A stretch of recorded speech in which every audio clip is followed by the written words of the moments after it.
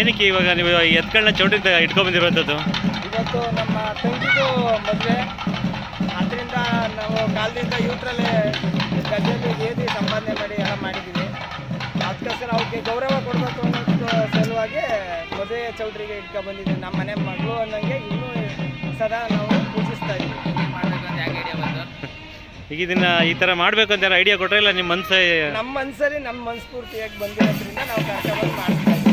ಮುಂದೆ ಎಲ್ಲಾದರೂ ನೋಡಿದ್ರೆ ಇಲ್ಲ ಇದೆ ನೀವೇ ಇಲ್ಲ ನಾವು ಮಾಮೂಲಿ ಮಾಡ್ತಾ ಇದ್ವಿ. ಕೆಲವರು ಮಾಡೋರು ಅವರೇ ಮಾಡ್ತಾರೆ, ಆದರೆ ನಾವು ಅಷ್ಟೇ ನಮಗೂ ಮಾಡಬೇಕು ಅನ್ನೋ ಆಸೆ ಅವಾಗಿಂದಲೇ ಇತ್ತು. ಮದುವೆ ಯಾವಾಗ ಮಾಡಬೇಕು ಅನ್ನೋ ಆಸೆ ಉಂಟು, ಅವಾಗ ನಾವು ನಮ್ಮ ಮನೆ ಬಸವಣ್ಣನ ಕರ್ಕೊಬಂದು ಈ ಥರ ಮಾಡಬೇಕು ಅಂತ ಅನ್ನಿಸಿತ್ತು. ಅದಕ್ಕೋಸ್ಕರ ಮಾಡ್ತಾ ಇದ್ವಿ. ಇವತ್ತು ನಾಳೆ ತಂಗಿ ಮದುವೆ ಇರೋದ್ರಿಂದ ಹುಡ್ರಿಗೆ ಹೊಡ್ಕೊಬಂದು ಈ ಥರ ಅಲಂಕಾರ ಮಾಡ್ಕೊಂಡಿದ್ವಿ. ಊರು ಯಾವ ಊರು? ಊರು ತಿಮ್ನ ಹೊಸೂರು.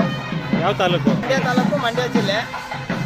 ಹಾಗಾಗಿ ನಾವು ನಮ್ಮ ಎತ್ಕೊಳ್ಳಿಗೆ ನಮ್ಮ ಮನೆ ಮಗಳ ಥರನೇ ಇವನು ನಾವು ನೋಡ್ಕೊಳ್ಳೋದ್ರಿಂದ ಅವು ನಮಗೆ ಸಾಕೋದ್ರಿಂದ ನಾವು ಅವ್ರಿಗೆ ಗೌರವ ಕೊಡಬೇಕು ಅಂದ್ಬಿಟ್ಟು ತಗೊಬಂದಿದ್ವಿ, ಶೃಂಗಾರ ಮಾಡಿದ್ವಿ. ಹುಡುಗನ ಹೆಸರೇನು, ಹುಡುಗಿ ಹೆಸರೇನು? ಹುಡುಗಿ ಹೆಸರು ರುಚಿತ, ಹುಡುಗ ರಾಜೇಂದ್ರ ಗೌಡ.